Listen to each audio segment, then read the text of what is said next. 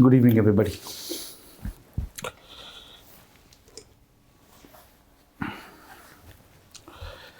Yesterday, we discussed plot 1 of the story, which was the doctrine of basic structure, which evolves out of the amenability of fundamental rights. From something which seemed to be harmless as the Land Reform Act, the government was able to look at a socialistic objective for the government, right? Now, that land reform issue, that Land Reform Act has converted into a larger question of whether fundamental rights can be violated. If they can be violated, then by whom? Can they be amended? How can they be amended? To what extent can they be amended?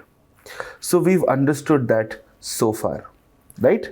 Now, we will now spend some time on the second part of it.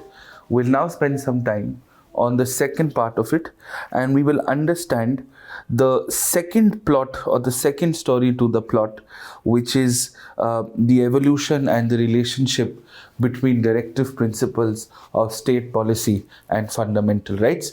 The second plot to the movie that we were discussing yesterday, which is the amenability of fundamental rights and basic structure.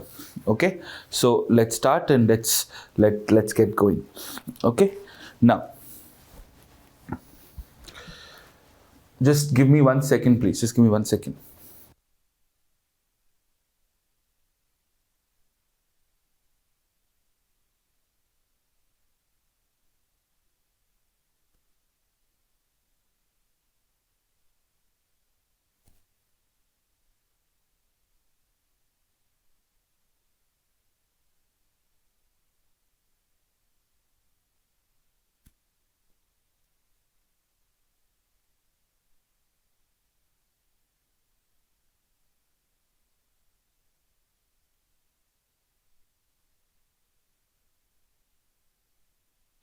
We will start our discussion from a case study.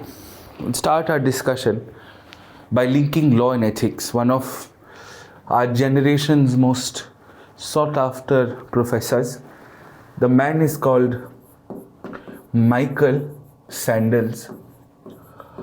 He's a professor of law and ethics at Harvard, and also has an excerpt of his lectures on YouTube called Justice, What is the Right Thing to Do? Okay, now let's understand what is it that we are referring to. When we look at a simple case study, the case study is, if this is a road and the road takes a left turn and the road takes a right turn, you can either take a left and you can either take a right. At the end of the left is one person and the end of the right are 6 people, and you're here in a car. You can either take a left or you can take a right. If you do take a left, then in that case you will end up killing one person, and if you do take a right, then you'll end up killing 6 people. You do not know anything about these people at all. They are individuals for you. So you only have 2 options. Either take the left, kill the 1, save the 6. Take the right, kill the 6, save the 1. Right? That's basically your theory of what is called utilitarianism. The right answer, of course, is that you take a left, kill the 1 person and save the 6. Which basically means you have taken a decision on the basis of what is called greater good. You have done what was right for the most number of people. You have saved most number of lives. Similarly, if the government has to do something that can benefit most number of people, and in the process of this, if individually we are affecting a few people, then what should the ecosystem be? and individual protections are manifested in fundamental rights, and community or national attributes are in directive principles. So this is the philosophical origin, the theoretical origin, the ethical origin to fundamental rights versus directive principles. If the government wants to do which benefits a large chunk of people, the society at large, is that okay as compared to violating a few rights on the way? So do two wrongs actually make a right? That's the fundamental discussion here. Now, in this scenario, of course, your 14, 19 and 31 remain as standard actors. Apart from that, you will also have Articles 39B and Articles 39C as directive principles of state policy, which will come into play. This is the second set of provisions that will be here, and you'll understand why that is the case. I'll take you to the article so that you'll understand what exactly are we referring to.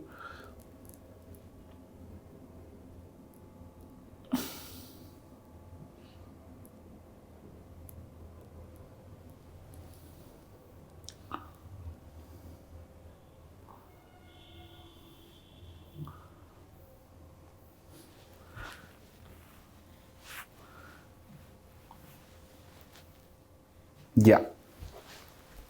See,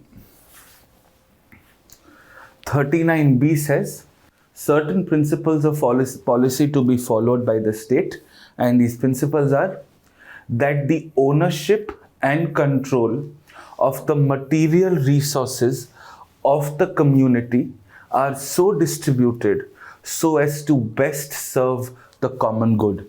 This is a socialist directive principle which wants equal distribution of resources. And then you have 39C, which says the operation of the economic system does not result in the concentration of wealth and the means of production to common detriment, which is prevention of concentration of wealth. To summarize this and to use the keywords, what this basically means is 39B refers to equal distribution of resources, and 39C will then refer to what is called prevention of concentration of wealth. Prevention of concentration of wealth. Now, this is the context to the story. We remember our plot 1 from yesterday, wherein in plot 1, we were looking at the developments of fundamental rights, where we had understood the amenability of fundamental rights, which eventually led to the doctrine of basic structure. We know it started with the land reforms. Then we also understood that it translated into the first Constitutional Amendment Act of 1951. Then it was the issue of Shankari Prasad. Then it was the 17th Constitutional Amendment of 1964. Then it was Sajjan Singh, as we would remember. And then, of course, a key change happened with the case of Golaknath in 1967. And then, of course, we had two extremely important amendments, the 24th Amendment of 1971 and the 29th Constitutional Amendment, again of 1971. This was followed by the Keswananda case of 1973. This was retaliated by the government through the 42nd Constitutional Amendment of 1976, then by the 44th Amendment of 1978, eventually leading to the Minerva case of 1980, and finally culminating into the I.R. Coelho case of 2007, right? So this is the journey, and this was the first sort of plot, and this was the climax here. Now in this plot, we will have the second story merge in and meet the first story at the Golaknath case. right? So the first story is clear to us. We discussed this yesterday, gave rise to the birth of what is called basic structure. Now, when we look at the second story again starts in 1951, and this case is actually called State of Madras versus Champakam. This is called the State of Madras versus Champakam case. Okay, this case is a 1951 case. Now you must understand the facts of the case so that you understand why does this story fit into our second theme. So the facts of the case are fairly simple. The facts of the case are this is in fact India's first ever recorded case on reservation. When we studied Articles 14, 15, 16, we understood that SC, ST, OBC reservation, well, technically in terms of execution, were added to 15 and 16 much later. So when we became independent, we did not have the concept of reservation to begin with. And of course, this was open-ended. So what basically happened was that the state of Madras in 1951 came up with a policy guideline where certain seats or certain seats in education, certain seats across certain government benefits, they would be reserved for people on the basis of religion, on the basis of them being backward, but they also coming from a specific religion, making them specifically backward. Right? Now, this was the case. Now, this case fits into the larger discussion of fundamental rights and directive principles, because when the government of Madras is trying to reserve seats for people on the basis of religion, it is trying to make sure that by reservation, you're able to ensure everybody is able to access the resources of the community, which is education. But the counter to this is, when you do that, you will treat a set of people with a set of advantage, which may be disadvantageous to the other set of people, right? So this is how it became a conflict of fundamental rights versus directive principles. And in this case, the Supreme Court was very, very clear about this. They said fundamental rights are supreme and DPSPs cannot violate fundamental rights. Now, what does this mean? This means that the government is free to implement any directive principle the way they want to, how they want to, in whatever capacity they want to. There's absolutely no problem with that, as long as however you're implementing a directive principle, that does not violate your fundamental right. So it is very interesting to note that the government here gets a restriction on fundamental rights. And if you compare it to similar developments here, which also happened in 1951, where on the other hand, the very Supreme Court is saying you can change any fundamental right you want, but you cannot violate them if you're trying to implement a directive principle. So if you see, through two different judgments, the Supreme Court is trying to sort of present a balancing act in the scheme of things. Now, there's only one case that then happens here. The other case that happens here is again down from the south. This is a case called In Reference Kerala Higher Education Bill. Kerala Higher Education Bill.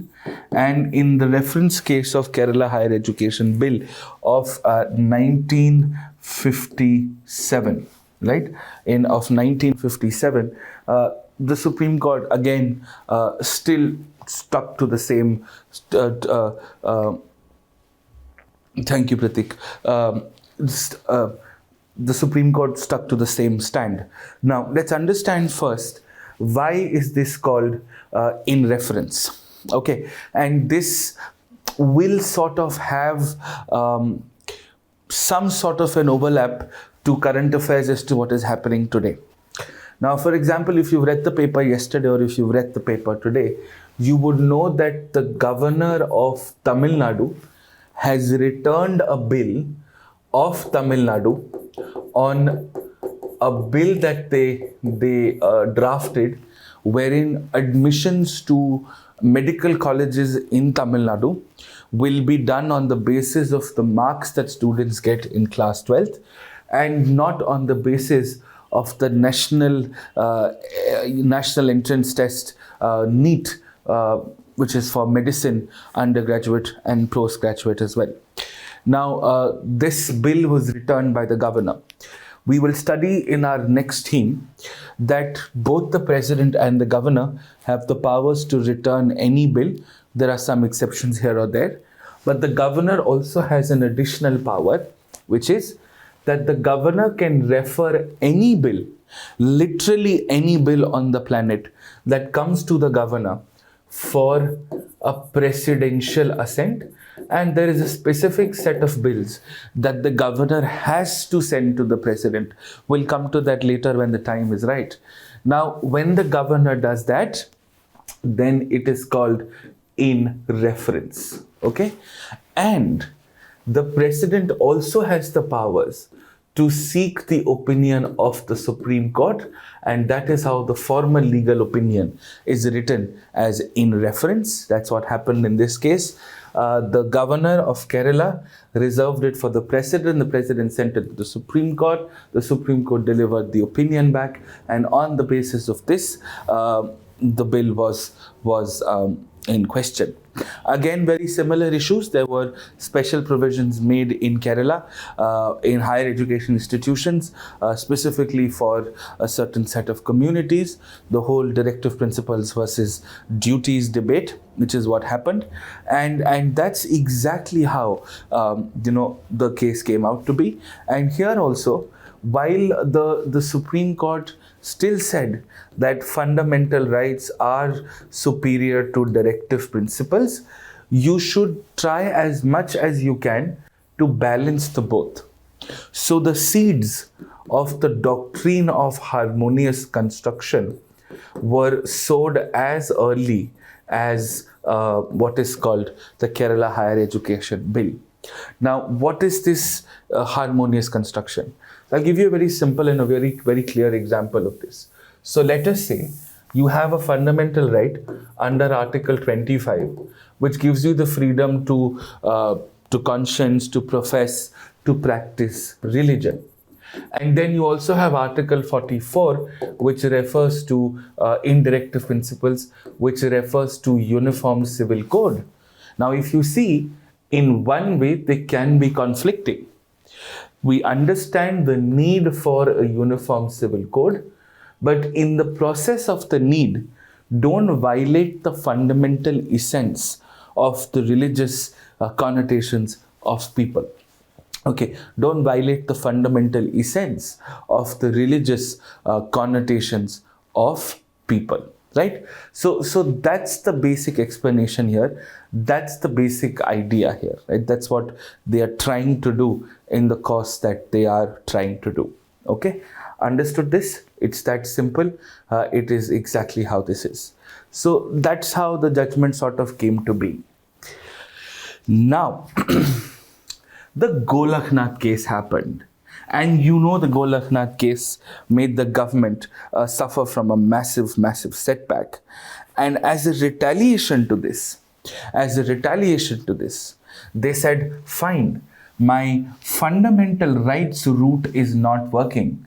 In that scenario, they also passed the 25th Constitutional Amendment of 1971. And in this amendment, they added 31C. And in 31C, it was written that two directive principles of state policy are greater than three fundamental rights. Your two directive principles are 39B and 39C, and they are greater than 14, 19, and 31. So what does this equation basically say? This equation says that if the government is implementing a directive principle to equally distribute resources or to prevent concentration of wealth, and your only fundamental rights that seem to be violated are equality, expression, and property, then you can please most respectfully take a hike, because this is helping the community as a whole.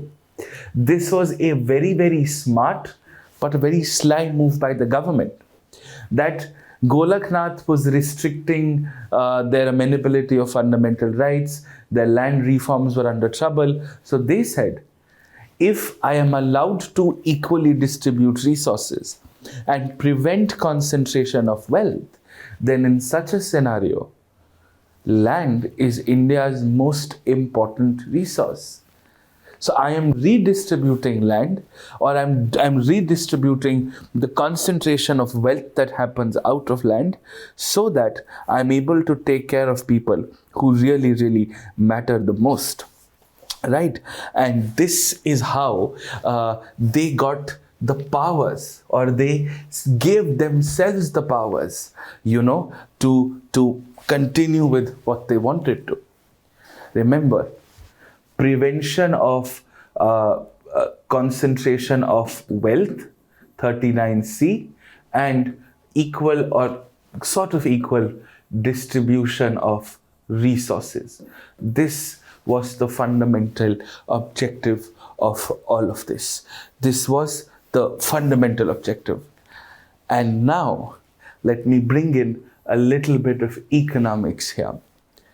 Now, as the government got upset, they did this. And it is right around the same time.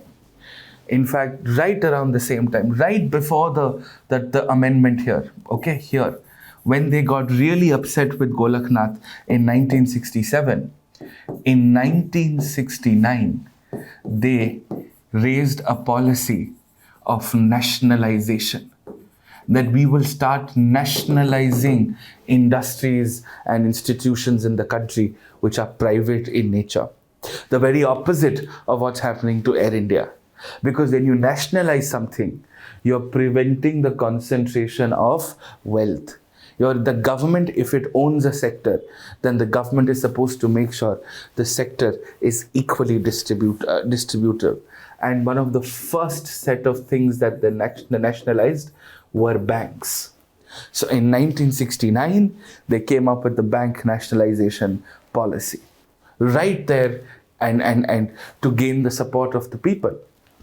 That boss, when banks could be privately owned, then only people with money could have access to those bank accounts. And thousands and countless of people in the country were away from the formal banking system of the country. And right around this time, they also said, you know what? Concentration of wealth is a reality. The princely states that we had gotten to be a part of India, we've taken care of them enough. We used to give them what was called privy purses. And it is high time that we cancel the privy purses. Privy purses is nothing but the amount of money that the government on a compulsory basis used to give the descendants of the princely states to ensure that they were maintained well enough. Okay? And when all of this happened, then obviously these were challenged by citizens. This nationalization of banks case was the R.C. Cooper case. Okay, the R.C. Cooper case. It's R.C. Cooper versus Union of India in 1970. Okay, and the Supreme Court struck down the Bank Nationalization Act. They said, boss, this is not permitted. And why the Supreme Court said you can theoretically do it, but this specific nationalization is invalid. And a politician's family, which is very well known in India today, Madhav Rao Scindia, he also challenged this case, and in the Madhav Rao Scindia case, the Supreme Court also struck down the cancellation of privy purses, and they said, boss, you've promised them something, you've got to give them what you promised them, right? So this is how in 1971 this case also happened. Now the government was furious with the Supreme Court judgments here. Blow number 1, Golaknath. Blow number 2, R.C. Cooper. Blow number 3, Madhav Rao Scindia. And that is when the 24th Amendment happened. The 25th Amendment happened because of these cases. Because of the nationalization case, they said, "Theek hai. Now if we do something to prevent concentration of wealth, and your only problem is 14, 19 and 31, then boss, bye-bye." Because when you're preventing a private person from opening up a bank, you are fundamentally compromising what is called the freedom of work or the freedom of trade and profession, which is under Article 19. And it's an irrelevant amendment, but the 26th Amendment also had tried to overturn the Madhav Rao Scindia case. But that's something you don't have to worry too much about, because privy purses is not in the larger scheme of things. So this is how these two stories sort of come together. This is how these two stories become a part of one story, and it only and only gets very, very interesting. After the blow in Keshananda Bharti, they get a little too worried. And now they add something even more dangerous. They said, not only are 2 directive principles better than 3 fundamental rights, all directive principles of state policy are better than 14, 19 and 31. And in this 25th Amendment, they had added a small provision that when 39B and C and 14, 19 and 31, whenever this equation is there, there will be no judicial review of this matter. You are curtailing judicial review. Okay, you are curtailing judicial review. Okay, this is exactly what happened. And as a result of this, the Supreme Court had to really take a call on this. Okay, that is how you had to take a call on this. And the Supreme Court removed the no judicial review provision from Keshananda Bharti with respect to fundamental rights and directive principles. And the government in retaliation said all directive principles are greater than 14, 19 and 31. And through the 44th Amendment, they removed the root cause of it all. Right to property under 31 and 19 clause 1 clause F were removed. We no longer had a fundamental right to property. So now you had all directive principles of state policy superior to 14 and 19. This is called a multi-pronged attack. And then, when the government was nationalizing, one of the other things that it nationalized was Minerva Mills in Karnataka, a private mill which was nationalized by the government, that we want to ensure that resources are being distributed. And as a result of which, the owners of Minerva Mill challenged this nationalization, challenged this entire question. And then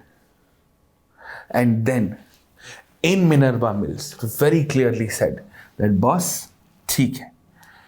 Let's go back to your original position here.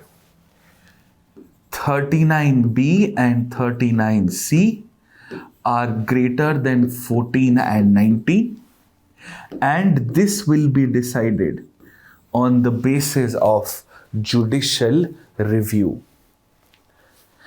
And when you add a little bit of Menka Gandhi here, where 14, 19 and 21 are correlated, If 14 and 19 are violated, 21 is also violated. That was a backdoor of the Supreme Court to make sure that things are still fine. Because through the Minerva Mills, they had also overturned the 42nd Amendment, which had made changes to 368 that the Parliament could make any law amending the Constitution. Why Minerva Mills, in my opinion, my most humble opinion, is one of the most significant judgments, and is often one of the most underrated judgments, by the way, is because this was the last attempt by the government to come to a strength of parliamentary supremacy. A very, very last moment, an extremely last moment attempt of the government to come and try for a parliamentary supremacy. And it is the only judgment here which specifically does not deal with land and is still a landmark judgment. It is one of the most underrated cases, and a case that truly captures the essence of what we are today. It does not get the same kind of attention that Kesananda Bharati gets. Like Kesananda Bharati is like Heath Ledger. You can't beat Heath Ledger and how he plays Joker. But the guy after that, on which the movie Joker was made, he was exceptional. But everybody remembers Heath Ledger. This is Heath Ledger. This is also bloody good, but this doesn't come anywhere close because perception is king. In a book that I referred to for this Minerva Mills is a book called The Cases That India Forgot. It's a book written by Chintan Chandrachud, who's also the son of Justice Chandrachud, who's currently serving at the Supreme Court. And one of the cases, I think in part 1, the second case it refers to is in fact Minerva Mills, and that's where I have taken a lot of our discussions here, and it's a fantastic case. There was Palkiwala, which was also involved here, and of course the last paragraph is something I'll read out to you, and we must understand. The Minerva Mills judgment turned out to be significant for the endurance of the basic structure of the Kesananda document. By enabling the courts to review not just ordinary legislation, but also amendments to the Constitution, the Kesananda Bharati judgment was an extraordinary usurpation of power by the judiciary, undertaken in extraordinary circumstances. The Minerva Mills case arose in far less extraordinary circumstances. The era of the emergency, which was right here, and the suppression of the judges was over, and normalcy had relatively restored. Close to 4 decades after the Minerva Mills judgment, the official version of the Constitution published by Minerva Mills, official version of the Constitution published by the government, includes a small tribute to the judgment. The amendments challenged in the Minerva Mills are still formally a part of the Constitution. But since the effect of the court's judgment is to deem them invalid and unenforceable, rather than to strike them altogether. However, these amendments are accompanied by the following footnote. This section has been declared invalid by the Supreme Court. And even till today, in the official text of the very Constitution, and allow me to show you the official text. This is why I always tell you, keep the official text. There is so much of depth in the official text. You see, this is your Article 31, right?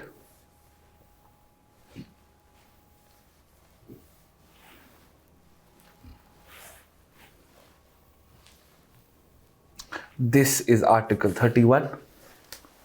You've got 31A, 31B, 31C, and right here in the 5th footnote, in the official text of the government, the 4th footnote, substituted by the 42nd Amendment Act for the principles specified here, Section 4 has been declared invalid by the Supreme Court in Minerva Mills versus Union of India and others in 1980. There are very few judgments which are officially quoted in the text of the Constitution, which is periodically reviewed by the government and formally presented to the people. Ladies and gentlemen, this is India's story. This is India's story.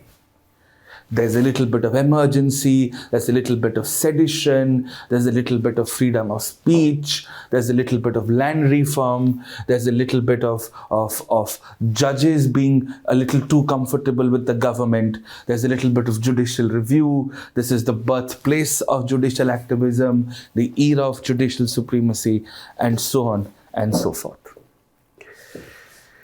Now you will understand why for a 1-2 hour lecture, this is the amount of effort that goes in, going beyond the standard text, but making sure that it is not too complicated to confuse you as students. I hope you've understood this. I hope you've gotten a hang of it, and then we can move on, because this formally and officially concludes our theme number 3. Okay? This formally and officially concludes our theme number 3.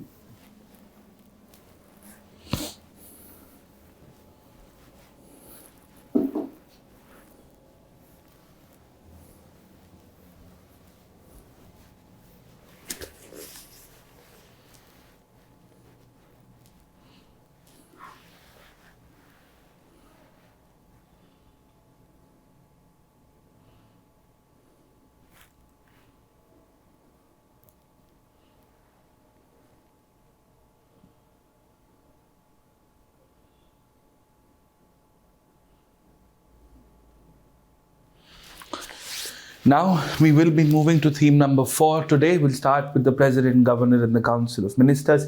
We'll do an overview as far as the prelims is concerned. And then of course, yes, good. Madhvendra, please don't tell me what to do. Of course, I will do what I have to do, right? Now, so Paya Patel, we're also starting now. You can take a 5-minute break, consolidate your notes, and then we'll start with theme number 4.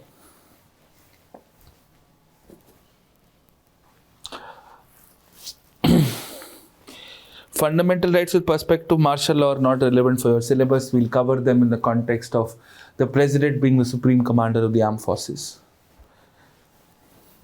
Every article and every provision in the Constitution is not important for your syllabus. It's not even a part of your syllabus. Okay? You can take a 5-minute break, then we'll start with theme number 4.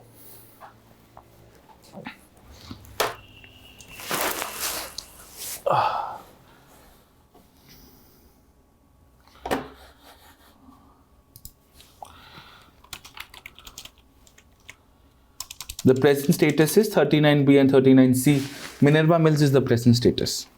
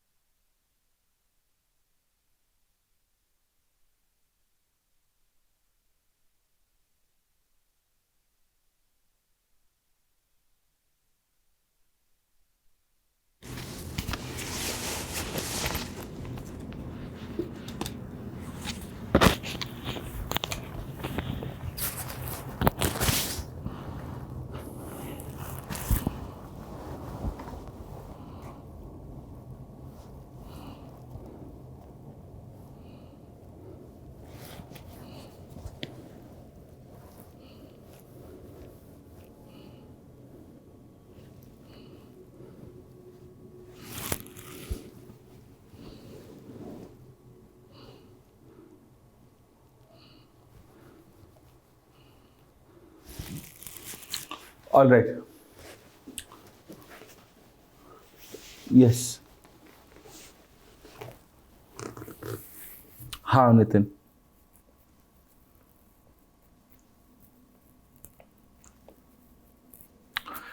Yes, possible. All right. Let's continue. I have just received information and I just wanted to share this information with you.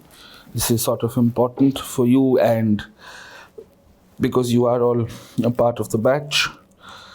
Delhi government has issued guidelines today, and for GS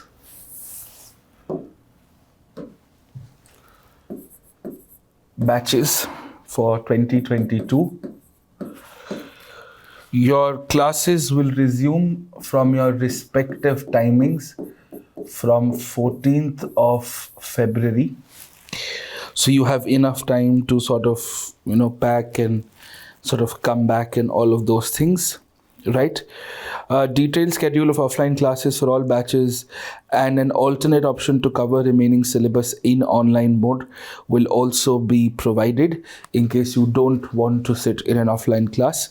And the details will be on the institution's website. It does not particularly affect us because we will be done by our course by the 14th of February, because the institute has also informed me that I think within the next 2 days or so, 2-3 days or so, our evening classes for polity will start from I think about 4:30 p.m. onwards, and we will get a minimum 3-hour slot. I'll extend it to about 3 to 4 hours. I'll give you a 2-hour class and then we can take a half an hour break and then do another 2-hour class. Okay. Ravi, this is not pertaining to judiciary, so I'll not take that doubt up. And therefore, we'll have about 3 to 4 hour classes, and I think we'll be able to finish it way before 14th. I'm expecting 12th, so we will be done by then. We would be done with President and Governor by Sunday itself, which is, I think, the 6th. Then we've got another 8 days and about 24 hours, which is more than enough to cover up the rest of the portions. It'll take me about 7 hours for Parliament. It'll take me about 3 hours for separation of powers and checks and balances, 2 actually. Then another, say, 3 hours for judiciary, another 2 hours for local self-government, another 2 to 3 hours for center state, and then I think about 3 hours for bodies. So we should be okay with this. Unfortunately,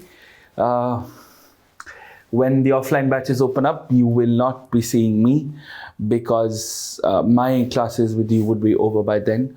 I will still come to the institute and this will give me a lot more time.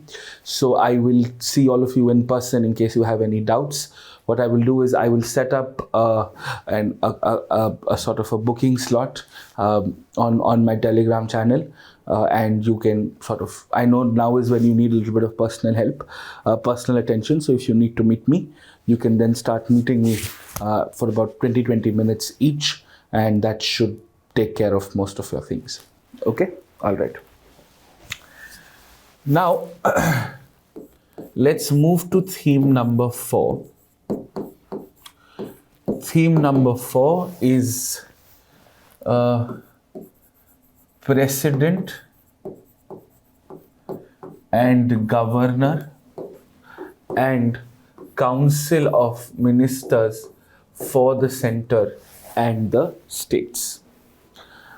Now here we are going to be doing it in 2 layers. Layer 1, which is conceptual and factual, and is therefore important for the prelims exam.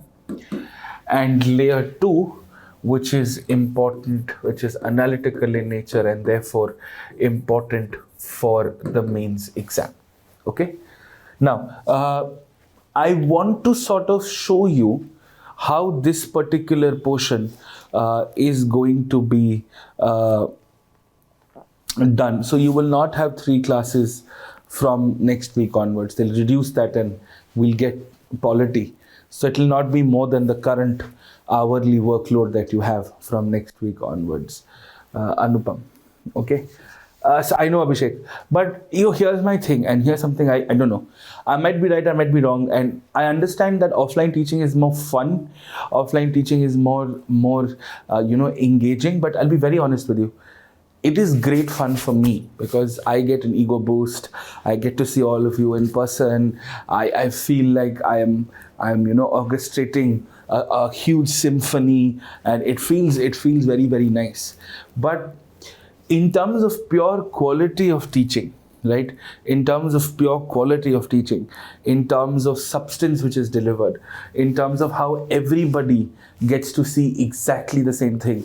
Like for example, in a classroom, if you're sitting at the back, half the time you're not hearing anything, half the time you can't understand, half the time you can't sort of come back to something that was discussed.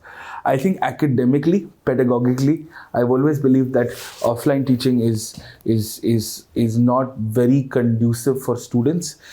Yes, you meet a lot of people, and of course, you have a group, and it helps from a peer pressure point of view.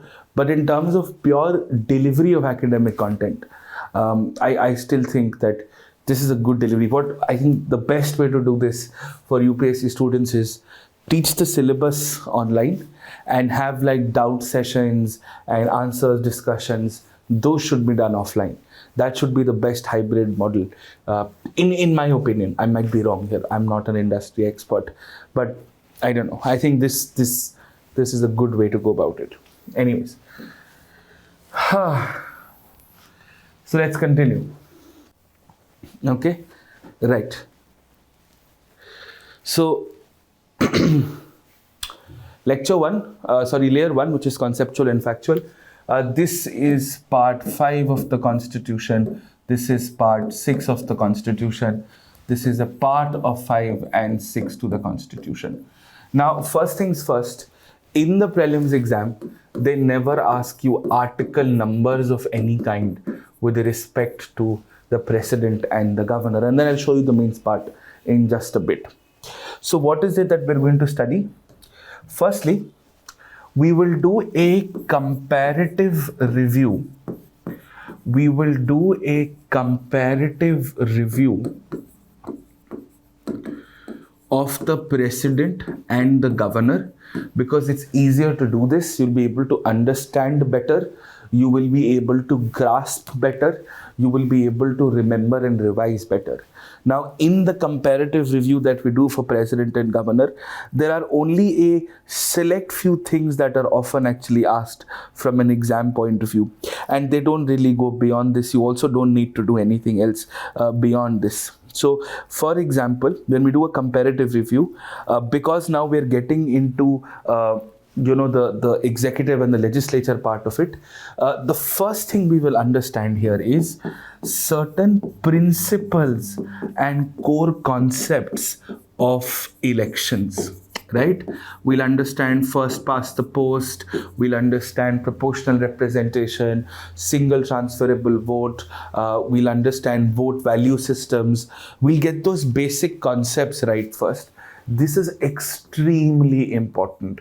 The role of the census, what census is used for what, how are the number of seats determined, how are the seat compositions changed, how are territorial right? How are territorial dimensions changed, and so on and so on and so forth. So that's something that we'll start and cover immediately. Once we are done with this, then we will move to a comparison of office procedure. We will first understand with respect to the president, basics of election. And then we will also understand your appointment here. Then we will understand removals, which is impeachment in the case of the president, and removal in the case of the governor. Right? So this is called impeachment. Once we are done with this, we'll also look at certain ancillary provisions, such as what are your qualifications, who can give you an oath, what what disqualifies you from being a president or a governor, so on and so forth. And then, of course, we will do a power review.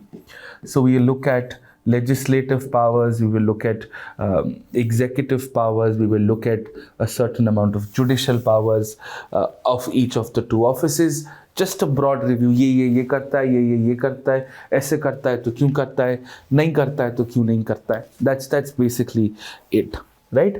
And then, of course, we'll do a comparative review of ministers. We'll understand strength, and we'll understand the doctrine of collective responsibility. Okay, we'll understand the doctrine of comparative responsibility, right? So this is something that we will be doing over a period of time. Now, as far as the means is concerned, you have been asked a question before, and this is something that I will end up doing, which is I will conduct a live presidential election. See, in the prelims, you will be asked the basic concepts of it. Who participates, how are votes counted, who can't participate, basic stuff like that.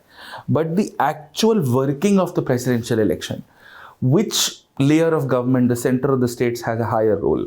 What does the election of the president signify? So we'll actually do a model presidential election.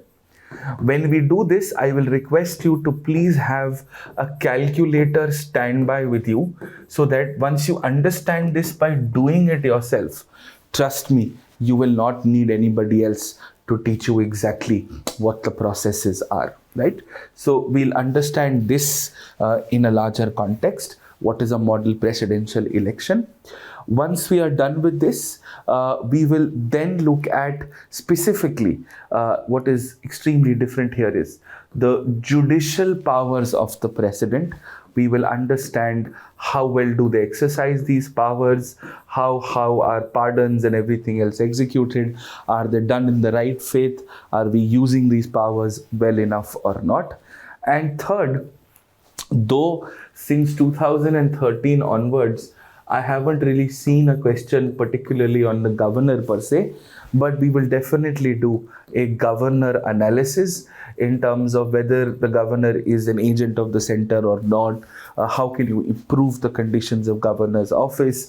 We'll cover some ARC recommendations, some Sarkaria Commission recommendations, some Punchi Commission recommendations, and so on and so forth.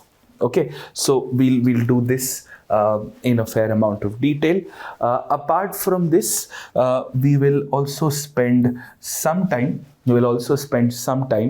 on the way our ministerial system works. So we'll understand some advantages and disadvantages of the cabinet form of government. Should we have a large chunk of ministers or not? This is also a fair, PubAd sort of a related question. Okay, what we'll also going to do is once we are done with layer 1, we'll do some prelims PYQ solving, and I will first introduce you some mains PYQ questions also before we get into this, so that you understand and contextualize why is it and what is it that we are often referring to. Okay, so this is how it is. I'll give you a minute. You can take a note of this, or maybe 2 minutes, and then we'll continue with the rest. Anuj has discussed a lot of things that need most amount of concentration. I think that is best only in offline mode. Yeah, I mean, concentration is something which is very relative. And if concentration is very public in nature, I still believe this exam is a very lonely exam. So you've got to sort of learn to concentrate in isolation. So yeah, maybe. It could work for you. Sometimes it works for some people. So everybody has their own choices.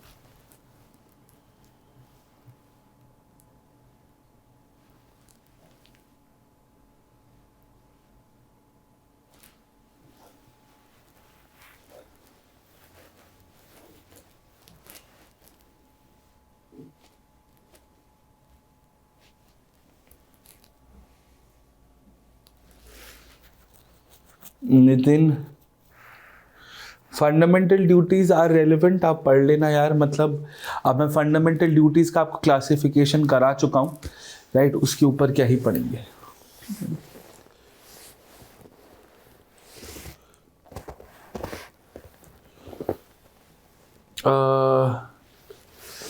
Nitin कह रहे हैं बच्चों को लग रहा है कि offline की फीस थोड़ी प्रेज होनी चाहिए ऑफलाइन से, थोड़ी कम। I completely agree. Online fees must always be cheaper than offline fees. I agree with you.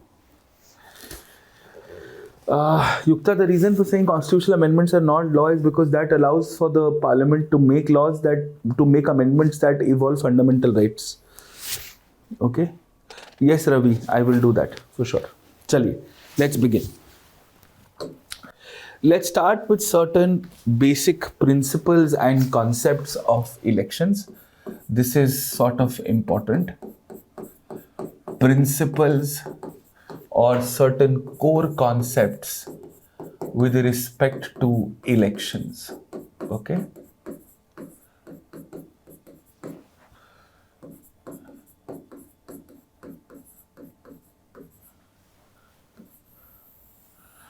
Our fundamental understanding here is going to be very simple.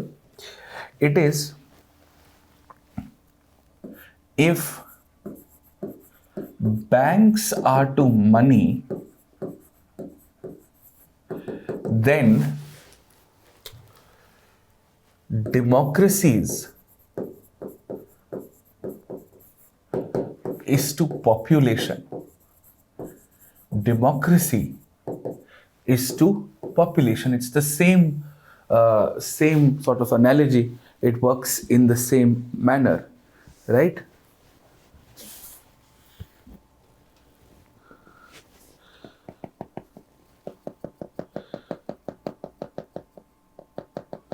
Ankesh, I will.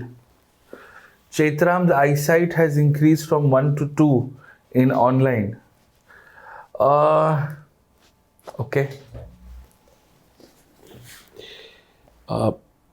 I stare at a computer for the last 8-9 years for at least 6 hours every day. You may not be sitting properly. Maybe that's the case. My eyesight has not further gone worse, but maybe must be an issue. Anyways, banks is to money is what democracy is to population. Now let's understand there are certain core concepts. The first is, who votes? The second is, how are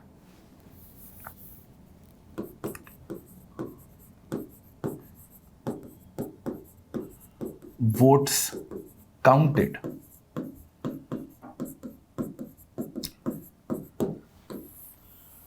The third is, who wins? Right? These are your three basic questions. Who votes? How are votes counted? And who wins? That's it.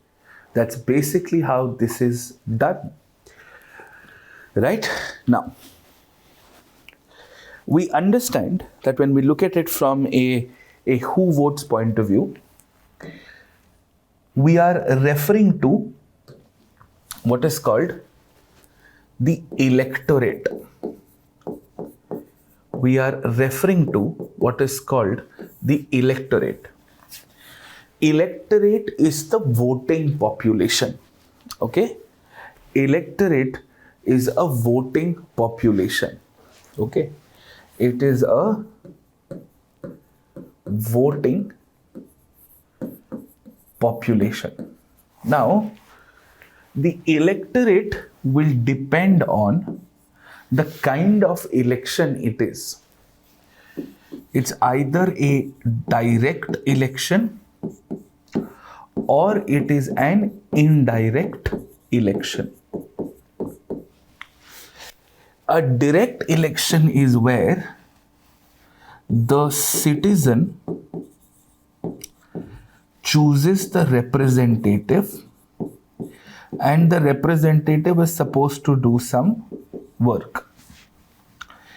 An indirect election is the citizen has chosen the representative, and that representative A has further chosen representative B, and this representative B is then going to do some work. So in the case of a direct election, the electorate is the citizen. The electorate is the citizen. Okay? Yes. Electorate is the citizen. 18 plus years. In an indirect election, the electorate, in an indirect election, the electorate is representative A. This is often called an electoral college. This is often called an electoral college. Okay? So, Lok Sabha and state legislative assembly elections and some local elections like Sarpanch elections, these are direct elections. Okay? And Rajya Sabha elections, state legislative council elections, presidential elections, vice presidential elections, these are all called indirect elections. And the people who are choosing these guys are the electoral college. So for example, in a Rajya Sabha election, the electoral college is elected MLAs of that specific state where there are Rajya Sabha vacancies. In a state legislative council, it is a partial direct and a partial indirect election. So here also you have MLAs and some local bodies who also participate in your elections. In a presidential election, you will have Lok Sabha, Rajya Sabha and state legislative assembly members, all of them, but only elected and not nominated. We'll come to that in just a bit, but this is how it is. Okay? And in a vice presidential election, you will have Lok Sabha and Rajya Sabha members, and all of them are participating. So these are your electoral colleges. This is a set of people who are going to choose people. So we have chosen our MLAs, we have chosen local bodies, we have chosen our Lok Sabha people, we have chosen our SLA people, and they will then choose everybody else. Okay? So this is what is called a who votes concept, right? You understand the basic explanation of an electorate here. Now that you understand what is basically understood by an electorate, you must understand how are votes counted. To understand how are votes counted, I'll take you to an unrelated example which has nothing to do with polity. Okay, let's look at that unrelated example. So the unrelated example is a very simple one wherein we say, this is a group A of friends and this is group B of friends. Okay, this is group A of friends and this is group B of friends. Okay, that is group A of friends and this is group B of friends. All right, now let us say all of them, both of these groups have gone to eat a pizza. Both of these groups have gone to eat a pizza and they've gotten, for both of them, they've gotten a very, very big size of a pizza here also and here also. Okay. Now, Let us say there are 4 people here and there are 4 people here. Okay? Let us say this pizza has 4 slices. And here also this pizza has 4 slices. Okay? Now here everybody splits the bill equally. Here, let us say one person out of these 4 only eats half a slice. Says, I will only pay what my worth of the bill is. If everybody was dividing 25%, he said, I will only pay 12.5% of the bill. And we know these kind of people, they're extremely annoying people. Okay. But what does this tell you? That their value depends on their consumption. Okay? But here, the value doesn't depend on their consumption. Similarly, you would have often heard of something called a kitty party. Now, what is a kitty? People often don't understand it. Kitty is basically urban self microfinance. Kitty is nothing but urban self microfinance.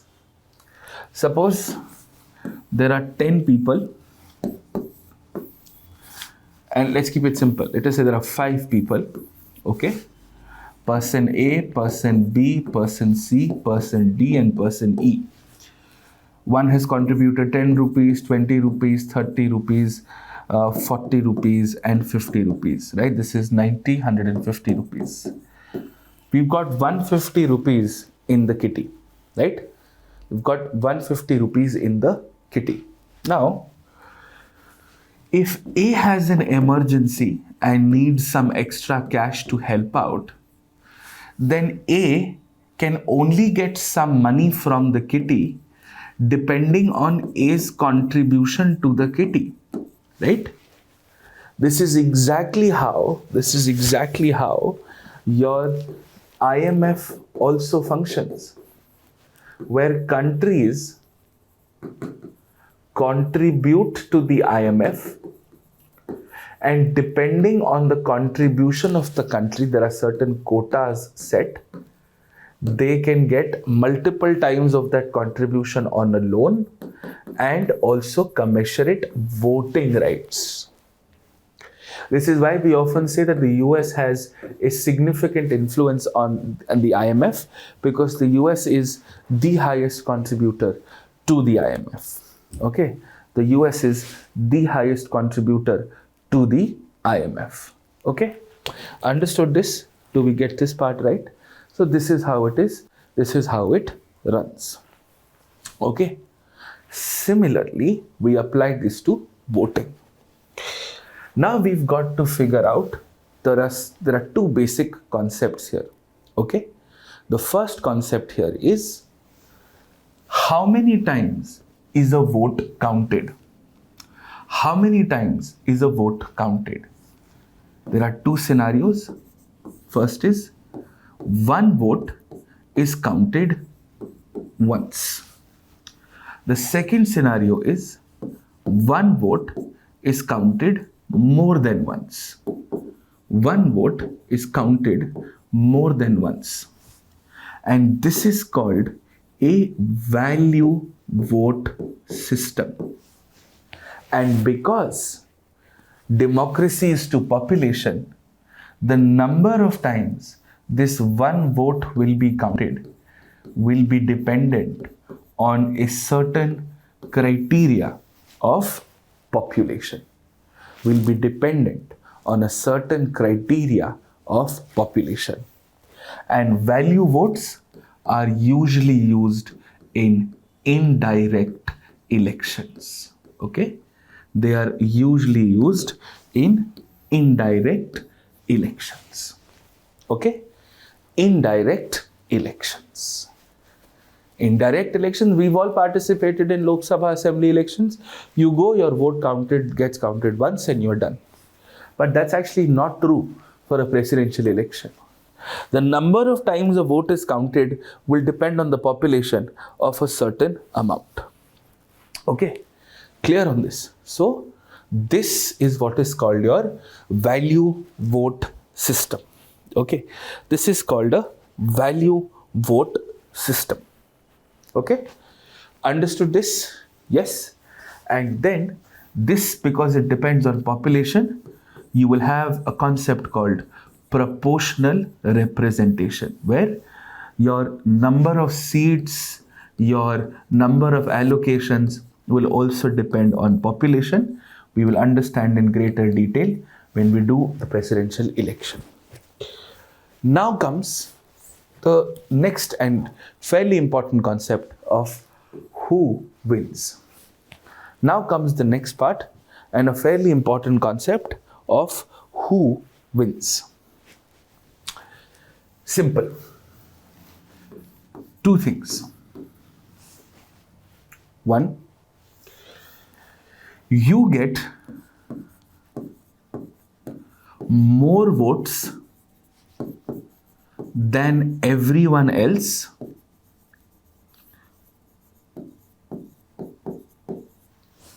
or you get most of the votes or most of the total votes. This means you have to get more than 50% of the votes. That is what is meant by most the votes. This is more votes. For example, let us say there are 4 candidates for an election and a total of 10 votes have been polled. Candidate A has 4 votes. Candidate B has 3 votes. Candidate C has 2 votes, and candidate D has 1 vote. If the more votes than everybody else concept, A is already the winner, end of discussion. But in the most votes, you need 6 votes to win, and nobody has 6 votes. So what you will have to do is, you will have to redistribute these votes. You will have to redistribute these votes. And how do you redistribute these votes? For that, you will have to take votes from people who have no chance of winning and give it to the rest. And that is why in this kind of a system, you have what is called a preferential vote. A preferential vote which can be transferred. A single transferable vote, a transferable vote, or a preferential transferable vote. So what happens in this case is, each of these 10 votes, suppose this is the first vote, this first vote will rank all the candidates. First preference A, second preference B, third preference C, fourth preference D. Now this vote has gone to A. So A is the first preference of 4 voters and D is the first preference of just 1 voter. So you will take out the 1 vote that D has gotten, and in this D has just 1 vote. We'll see who D's second preference is. Let us say D's second preference is A. So we will cancel out D, we will eliminate D from the race, and this second preference will be added to A. A still has 5 votes, you need 6 votes. So we'll see the 2 votes that C has gotten, right? In both of these 2 votes that C has gotten, C is the first preference. Let us say in one of the votes A is the first preference and the other vote B is the first preference, right? In that case, In that case, you will eliminate C, you will eliminate C, you will eliminate C, add one vote to A, and you will add one vote to B. So here, one vote gets added here, one vote gets added here, C gets eliminated, A now gets 6 votes and is declared the winner. A gets 6 votes and gets declared the winner. Okay, so this is called a preferential transferable voting system. Okay, a preferential transferable voting system. Now, there are formal names for it. The formal names are, this is called first past the post system. This is called first past the post system. This is called a majority system and is accompanied by a single transferable vote on the basis of proportional representation. A single transferable vote as far as on the basis of proportional representation. Okay. Now, this is usually used for direct elections. This is usually used for indirect elections. Forms of this, there are some midpoints also. For example, Rajya Sabha election is a slight version of this and a slight version of this. We'll cover this later, but your presidential elections are like this, your Lok Sabha MLA elections are like this. Okay, this is how it is. And this is in fact fairly debated in the country. Because if you see, here in this case, where is it gone? Yeah, here in this case, right, when you just needed more votes than everybody else, A was declared the winner. But if you see, A only has 40% of the vote share. A only has 40% of the vote share. 60% of the people don't want A, right? So this is, of course, is this truly democratic or not, is of course is a question to deal with. Now, like for example, when we say that the BJP has 303 seats out of 543 seats, 303 seats out of 543 seats, which means out of the 543 constituencies, it is in 303 constituencies that BJP has more votes than other parties.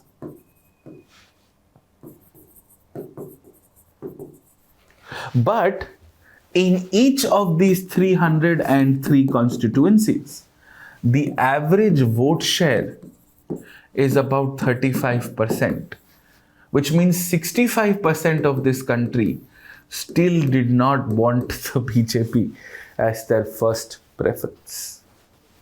Okay. Preferential voting is when you require more than 50% of the votes. So you need to rank your candidates and your ranks get distributed on the basis of preferences. Okay. So this is broadly what your ecosystem is. Most of your elections are conducted in this manner. Okay. Now, we should now look at the data behind it. Okay. If democracy is to population, then the only way you count population is census. Now, census is the official document, that is the official assessment of the government. Now, we need two things. First, we need the number of seats, right? This is usually in the case of legislative houses, the number of seats. And second is the size of seats, right? The size of seats, or the number of constituencies and the size of constituencies. All of this has to be based on a certain number, Like for example, if this is a state, Amoeba Pradesh, let us say it has constituency 1, it has constituency 2, it has constituency 3, it has constituency 4, and it has constituency 5. These are the number of constituencies is 5. But why is the geographical area of constituency 1 this much and constituency 5 this much? Because this will depend on the density of population. Because here, let us say, we would approximately want the same number of people in a constituency. It would be unfair that in MP constituency 1, there are 5,000 people that the MP is representing. And let's say in MP constituency, in another constituency, there are 10,000 people that the MP is representing. It is unfair burden. Because all MPs get the same amount of development funds. So you should have the same number of people in the constituency. And I know this is not an exact science and very difficult to be an exact science, which is why the Election Commission gives you a plus minus 15% margin. And that is why whenever there is migration, whenever there is movement of people, suppose an IT park was set up here and a lot of people moved here. So you have to adjust the size of the constituency. And this is what is called delimitation, which was in the news yesterday as the delimitation exercise deadline for J&K has been extended to February 8th. Okay, understood this? Sure. Okay, good. So you've got the number of seats and you've got the size of constituencies. For each of these, we'll of course do them independently, but this is broadly more than enough. So the number of seats that, for example, Lok Sabha will have 543 seats. This is not going to change. This has been frozen till 2026 based on the 1971 census. Why 1971 census? Because this was a median or a sort of an average of population growth. This was to make sure that, we were incentivizing states that don't have more population, so that just because you want more seats. That is why. So we wanted to keep a check on it. This is why after 2026, we're going to change this number, and we'll most likely base it on the 2011 census, because this is also the base year that is being used for GDP. It's also been used by the Finance Commission of India for their recommendations and grants. And that is why it is expected that when you keep the base year to 2011, then the number of constituencies will go to approximately 1,000.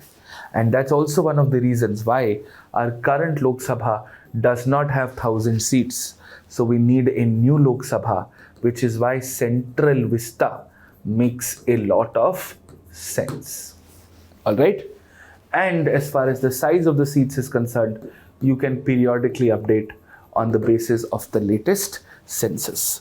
So the number of seats is based on the 1971 census as of today, and the size of the seats is based on the 2011 census.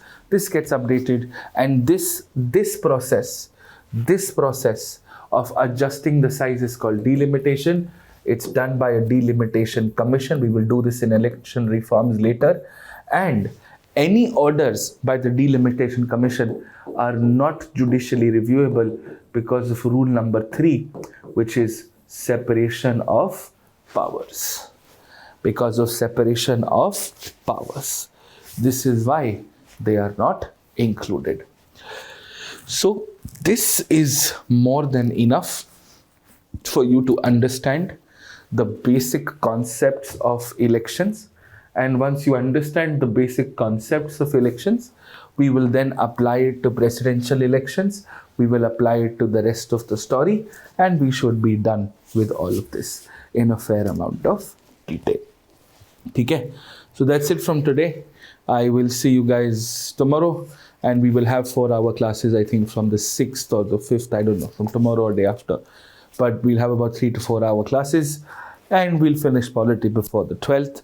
And of course, I will take care of governance also for you. I've also announced it publicly. That should not be a problem. Okay, see you. Thank you. Bye-bye.